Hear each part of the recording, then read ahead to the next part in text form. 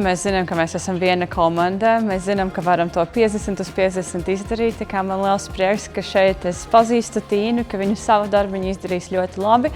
Un tad man atliek tikai savu darbu izdarīt. Tas ir komandas spēks. Es zinu, ka es 100% varu uzticēties Nastai, ka viņa pabeigs to savu pusīti un es pabeigšu savu pusīti. Un mēs vienkārši ļoti uzticamies vienotrai un zinām, ka varam izdarīt jebkuru darbu, kuru esam norunājuši. Es domāju, ka lielākais izaicinājums skrienot būs tieši tas cietais segums, ka būs jāskrien pa asfaltu. Tomēr mēs pieradām, ka vai nu mēs skrienam laukumā, vai nu kaut kādā vieglatlētikas manēžā. Un tas trieciens, laikam, kad skrienot, ka būs pēc tam vairāk sadzīti muskuļi, laikam tas man būs izaicinājums.